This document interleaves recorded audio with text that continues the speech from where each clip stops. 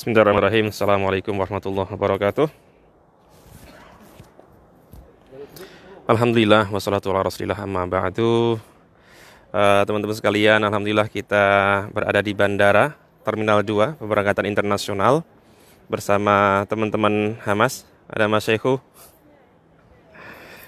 dan teman-teman lainnya. Kita tadi mengantar salah satu jamaah kita yang pulang, namanya Mas Geri dan juga Mas Yudi, dan tentu kemudian ketemu dengan banyak sekali teman-teman kita yang pulang ke Indonesia dengan alasan cuti ataupun juga pulang untuk melanjutkan aktivitas yang baru di Indonesia. Artinya sudah putus kerja, putus kontrak, dan akan merintis usaha baru insya Allah di Indonesia.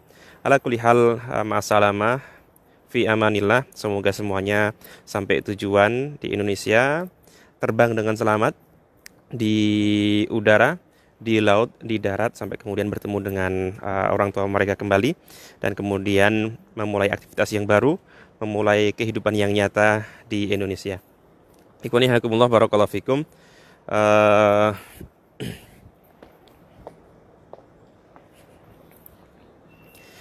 Ketika momen perpisahan atau perpulangan seperti ini, sering Al-Fakir sampaikan kepada teman-teman semuanya, jamaah semua, bahwa momen perpulangan ini sebenarnya bisa kita tadaburi bersama.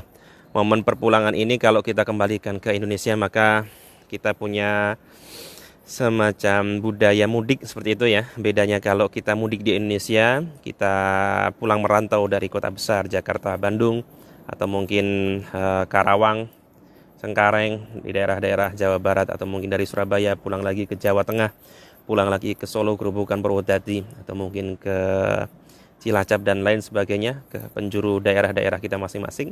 Maka sebenarnya perpulangan teman-teman kita dari Korea ke Indonesia itu juga bisa dijadikan sebagai hikmah, bisa dijadikan sebagai ibroh kita bersama bagi teman-teman yang sudah ada di Indonesia ataupun teman-teman yang sedang berada di Korea yang mungkin sedang bersiap-siap untuk pulang ke Indonesia.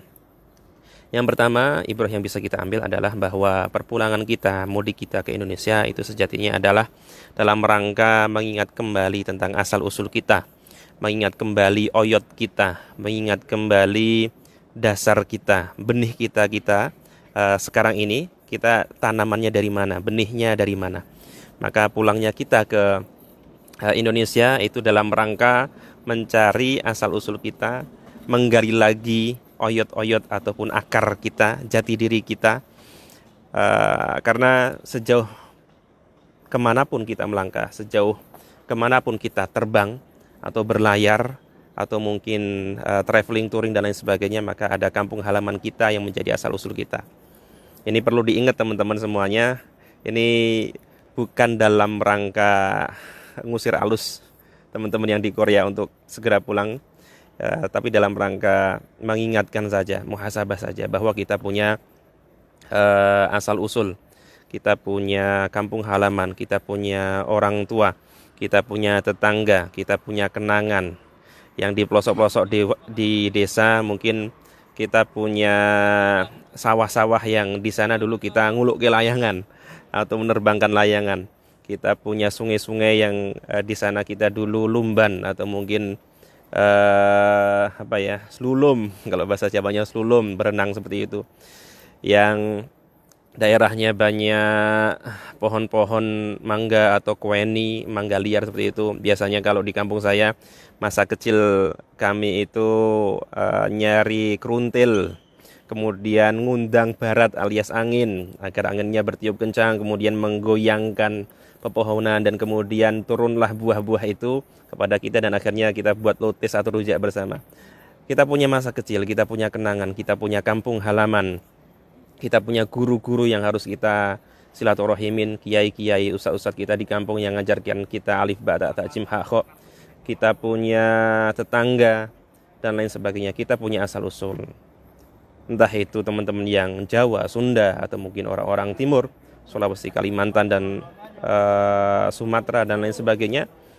Walaupun teman-teman sementara ini berada di Korea, maka ingatlah bahwa jati diri kita adalah orang Indonesia. Kita orang Nusantara. kita adalah orang ya Jawa, Sunda, kalau Aceh ya Aceh, dan lain sebagainya, tidak bisa kita sebutkan satu persatu sesuai dengan suku masing-masing. Tapi jangan sampai kita lupa asal-usul kita tersebut. Nah, jadi momen perpulangan seperti ini perlu kita ingat bahwa Korea ini bukan Darul Iqamah, tapi dia Darus Safar.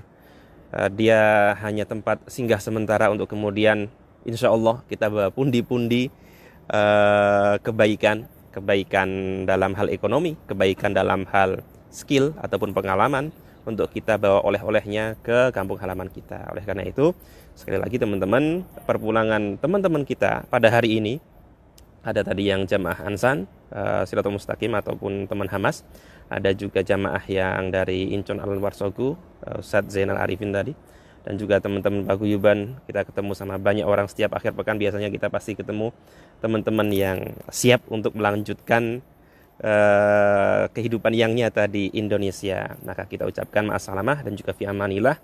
Dan dari mereka kita ingat kembali bahwa kita punya desa, kita punya dusun, kita punya tempat kembali ya.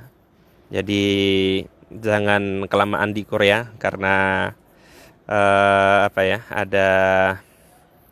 ada orang rumah yang menunggu kita, yang menunggu jawaban dari harapan mereka. Jadi seperti itu. Walaupun Korea ini mengajarkan kepada kita tentang teknologi, tentang kemudahan mengakses internet, sinyalnya di sini sudah ada 5G di mana-mana, 4G di mana-mana, 3G pun juga kualitasnya sangat kencang sekali. Kita dihadapkan dengan berbagai moda transportasi yang sangat bagus, dihadapkan dengan sistem administrasi pemerintahan yang sangat bagus, tapi kemudian tetap kita punya kampung halaman yang harus kita tuju, harus kita kembali kepadanya. Seperti itu. Kemudian yang kedua adalah ini Mas Tony dan jamaah jumlo yang berbahagia ini. Sudah kangen. Tunggu ya, tak selesaiin dulu. Sana aja dulu.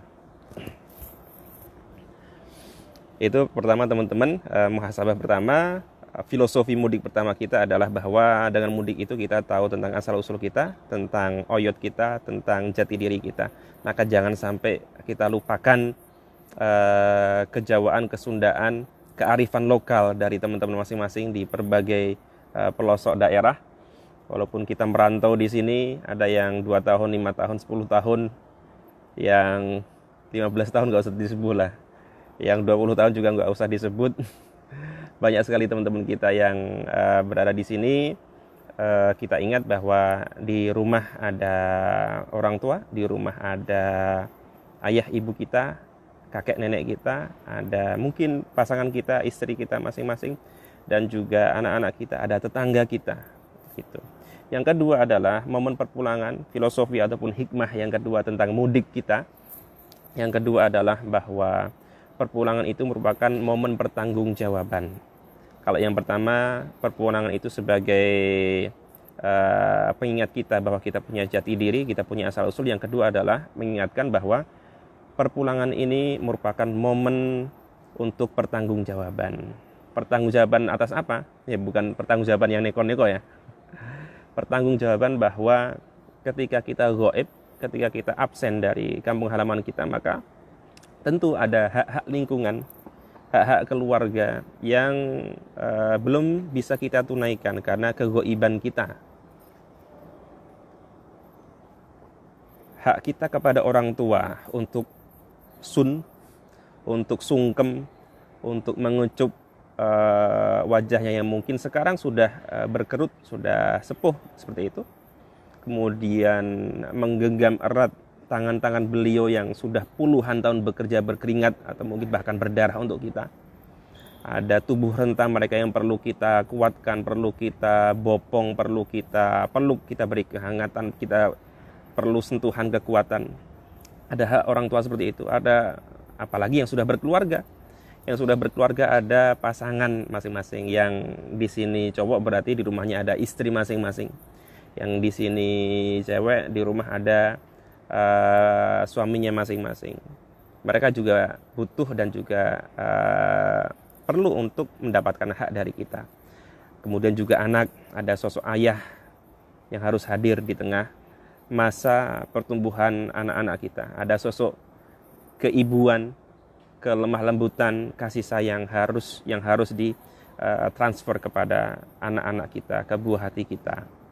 Dan tidak hanya itu saja, ada tetangga kita yang juga berhak mendapatkan, contohnya gini, gotong royong. Gotong royong itu kan biasanya kalau di kampung kita gotong royong akhir pekan. Biasanya masing-masing rumah kan harus mengirimkan laki-lakinya atau mungkin kepala keluarganya. Nah, bisa jadi banyak hal yang sudah terlewatkan oleh kita karena kita absen dari rumah kita gitu ya.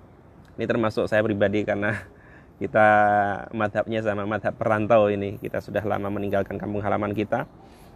Ada hak-hak yang perlu kita tunaikan, ada pertanggungjawaban yang perlu kita sampaikan. Ini loh Bapak Ibu, ini loh istriku, suamiku, anak-anakku, bahwa selama ini Bapak tidak ada di rumah, selama ini Ibu tidak ada di rumah dalam rangka mencari nafkah yang halal, mencari penghidupan yang baik, mencari ma'isyah yang dengan ma'isyah itu kita bisa mendapatkan hasanah fid dunya wal akhirah.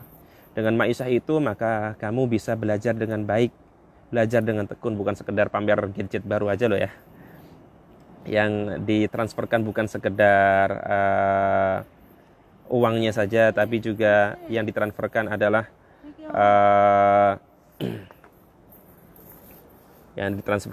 nilai-nilai dan juga kasih sayangnya. Jadi ada momen pertanggungjawaban. Layaknya sebuah organisasi, layaknya sebuah periode, maka periode itu kan ada batasnya.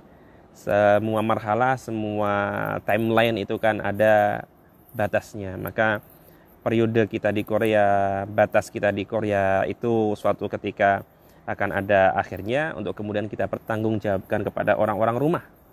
Bapak, Ibu, nun sewu, selama ini belum bisa membersamai, tapi alhamdulillah sekarang kita bisa menyongsong kehidupan yang lebih baik lagi dari sebelumnya. Istriku, anak-anakku, mohon maaf sebelumnya kalau selama ini hanya bisa video call saja, bisa call saja, bisa text messaging saja. Tapi alhamdulillah Bapak sekarang pulang dan insya Allah akan bisa memberikan kepadamu yang terbaik untuk pendidikan kamu, untuk karir kamu dan lain sebagainya. Itu ada momen pertanggungjawaban yang sebelum kita diinterogasi oleh Munkar Nakir, oleh Raqib Atid, oleh Allah Subhanahu wa taala, sebelum pertanggungjawaban akbar di yaumul qiyamah kelak, maka ada pertanggungjawaban kita di dunia. Utamanya pertanggungjawaban safar kita, pertanggungjawaban rantau kita, untuk kemudian kita sampaikan positif negatifnya, baik buruknya kepada keluarga kita. Positifnya adalah insya Allah secara ekonomi bertambah lebih baik, tapi kemudian ada dalam tanda kutip kenegatifannya atau tambal sulamnya yang perlu disempurnakan ketika kita meninggalkan keluarga kita. Kemudian yang terakhir, yang ketiga, pesan Al-Fakir kepada semuanya saja yang mau pulang atau yang sedang pulang pada hari ini adalah, yang ketiga adalah momen perpulangan ini juga merupakan momen untuk berbagi kepada orang-orang yang berada di rumah sana. Tentu tidak banyak ya kesempatan untuk bisa bekerja di Korea, di Hong Kong, Taiwan, atau mungkin Malaysia, atau mungkin di tanah Arab sana. Tidak banyak sahabat-sahabat kita yang mendapatkan kesempatan untuk bisa bekerja dalam tanda kutip dengan baik, dengan pendapatan baik maksudnya. Kalau kerjanya bisa jadi ya teman-teman berbagai cerita, banyaklah suka dukanya. Tapi kemudian tentu insya Allah kondisi teman-teman yang bekerja di sini bisa dibilang insya Allah, kita berharap seperti itu, insya Allah lebih baik daripada teman-teman yang di rumah. Maka teman-teman yang merantau kemudian pulang, perpulangan kita ini, mudik teman-teman ini juga merupakan bentuk sharing kita kepada orang-orang rumah, kepada tetangga kita, kepada teman-teman kita yang dulu sudah sama-sama ikut di LPK, ikut kursus bahasa Korea, tapi kemudian Allah belum menakdirkan untuk bisa ke Korea. Mereka sudah keluar uang, tapi kemudian karena berbagai faktor ternyata belum sampai ke Korea. Seperti itu. Maka keberuntungan atau kesempatan teman-teman semua yang bisa bekerja di luar negeri, kemudian bisa memperbaiki kondisi ekonominya, maka perpulangan kita merupakan kesempatan kita untuk berbagi. Ya, berbagi syukuran itu saya kira juga baik saja, syukuran di tetangga. Kemudian berbagi pengalaman juga tidak masalah. Karena saya yakin insya Allah teman-teman banyak mengambil pengalaman dari Korea ini, dari cara kerja, teknis kerja, peralatan, kemudian link-link gitu ya. Kalau yang sederhana sajalah, kita kalau cari jajanan, makan jajanan Korea itu kan sobekan, tempat bukanya itu kan mudah ya.